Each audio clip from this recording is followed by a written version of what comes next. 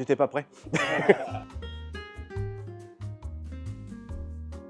Bonjour à tous, ici Aurélien et je vous retrouve pour un nouvel épisode de À vos marques pré-jouées. Et aujourd'hui, je vais vous parler d'un jeu que je considérais comme un indispensable à avoir dans sa ludothèque. Ça s'appelle Splendor. Splendor est sorti en 2014 chez l'éditeur Space Cowboys. Il faut savoir que ce jeu a été traduit en 19 langues différentes et a été vendu à l'heure actuelle à plus de 3 millions d'exemplaires à travers le monde. Ce jeu a tout de suite été un véritable carton à sa sortie. Il faut savoir que lors de sa sortie, il a obtenu une nomination à l'As d'Or de Cannes, qui est l'équivalent du Festival de Cannes de jeux de société, et également un Golden Geek Award dans la catégorie jeux familiaux.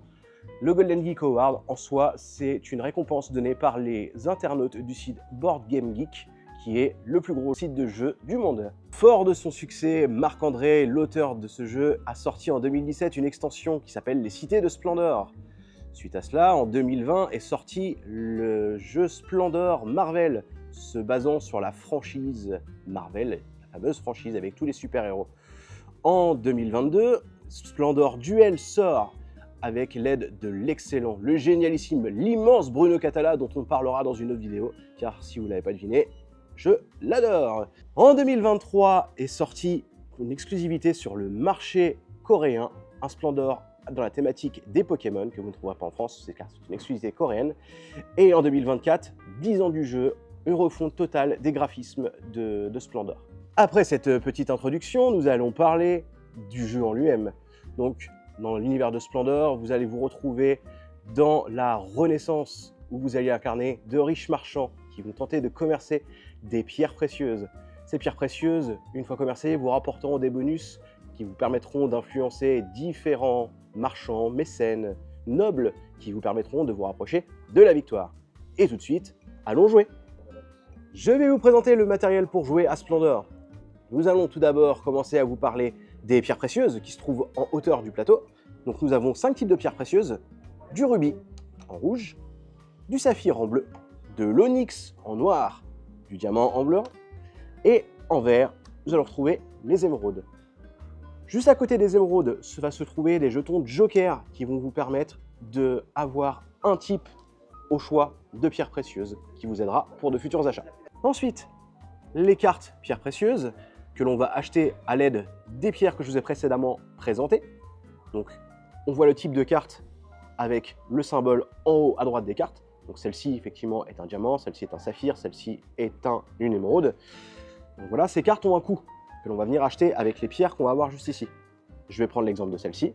Pour acquérir cette carte, il me faudra un jeton bleu, un jeton vert, un jeton rouge et un jeton noir. Les cartes sont divisées en différents niveaux. Des cartes de niveau 1, assez simples à obtenir. Des cartes de niveau 2, un peu plus compliquées à obtenir car elles nécessitent plus de ressources. Et des cartes de niveau 3, qui nécessitent énormément de ressources, mais vous apporteront énormément de points de victoire. Car oui, effectivement, c'est une question de points de victoire, Splendor. Le premier joueur à atteindre les 15 points de victoire décroche la partie. Ces points sont symbolisés sur le haut des cartes, en haut à gauche. Ici, celle-ci, si j'obtiens cette carte, ce qui me coûte 4 rubis, me rapportera un point de victoire.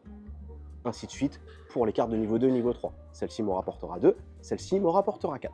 Concrètement, comment est-ce qu'on joue à Splendor? Splendor est un jeu assez simple à jouer. Un tour de jeu correspond à une action. Quelles sont les différentes actions que l'on va pouvoir faire, mon très cher Jamy? Eh bien, je vais vous expliquer ça tout de suite. L'action numéro 1, la plus simple et la plus commune, va être de choisir 3 pierres différentes. Imaginons que je souhaite obtenir cette pierre-là. Je prendrai un bleu, un blanc, et je n'ai pas le droit de prendre 2 fois la même pierre, c'est 3 pierres différentes. Je vais prendre un rouge, par exemple. Le tour de mon adversaire va se faire. Qu'est-ce que mon adversaire va choisir? Je sélectionne la carte ou... Il faut que tu choisisses 3 pierres différentes à prendre. Donc voilà, le tour de mon adversaire est effectué. J'aurais pu également faire, si je le souhaitais, je reviens en arrière, hop, prendre 2 pierres identiques au lieu d'en prendre 3 différentes. J'aurais pu prendre, si je le souhaitais, 2 pierres blanches, ce qui m'aurait permis d'acquérir, du coup, celle-ci peut-être un peu plus facilement. J'aurais pris 2 blanches là, et j'aurais pris une bleue et 2 autres de mon choix le tour d'après. Donc voilà, les tours vont s'enchaîner. Je vais à chaque fois, du coup, prendre 3 différentes ou 2 pareilles en termes de pierres. Et ensuite, je vais pouvoir effectuer, du coup, un achat. Si je ne prends pas de pierres, j'achète. On va avancer un petit peu dans le jeu, histoire de le rendre un peu plus fluide. Et je vais vous montrer tout ça.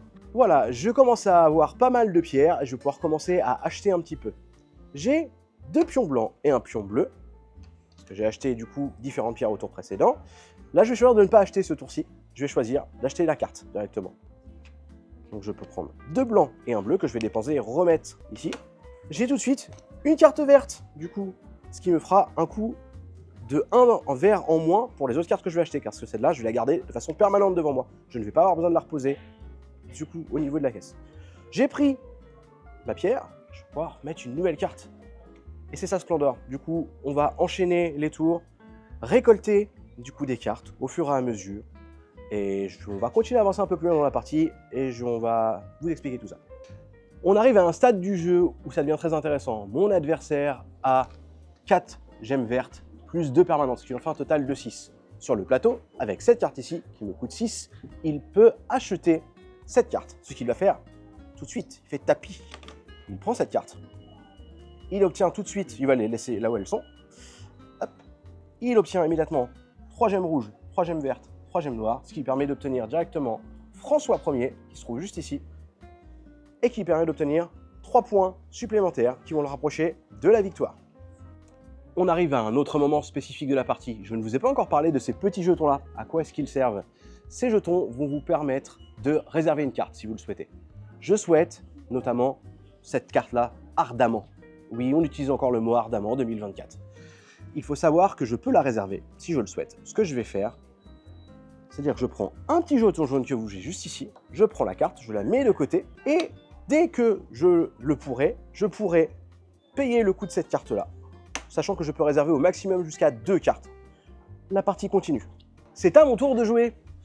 Et je vois tout de suite que je vais pouvoir arriver à acheter cette carte. Cette carte requiert 3 bleus, ce que je vais avoir ici, 3 verts que je vais avoir ici, 5 rouges, donc 3 et 2, 5. On est bon. Ça requiert 3 noirs. J'en ai que 2. Mais non! Haha, petit malin, j'avais ça, ce qui me permet d'en faire un troisième, vu que c'est un jeton joker. Et j'acquiers tout de suite cette carte-là. Je repose mon noir, je ne triche pas. Et tout comme mon adversaire tout à l'heure, je peux obtenir un noble, car j'ai 4 bleus et 4 blancs, ce qui me permet d'obtenir Nicolas Machiavel. La partie va se terminer à partir du moment où quelqu'un va atteindre 15 points de victoire. Et nous arrivons à une fin de partie, car effectivement dans cette configuration, mon adversaire, c'est à son tour de jouer, il a 4 jetons verts qui va lui permettre d'acheter sa dernière carte. Waouh, quelle belle main. Il la pose ici, et on fait le décompte de ses nombres de points. 3 points, plus 1 ça fait 4, plus 1 ça fait 5, plus 2 ça fait 7, plus 2 ça fait 9, plus 3 ça fait 12, plus 2 ça fait 14, et plus 1 ça fait 15. Je suis toujours aussi fort que la dernière fois en calcul mental, c'est incroyable. Alors que moi malheureusement je n'ai que 3 points, 6 points, 8 points, 9 points, 10 points. J'ai un dernier tour pour essayer d'arriver à égaliser mon adversaire, mais au vu des cartes présentes sur la table et mes ressources, ça va être compliqué, je ne l'égalerai pas, donc je ne vais pas aller au bout, je vais féliciter mon adversaire, que j'ai maltraité la dernière fois, mais il a pris sa revanche.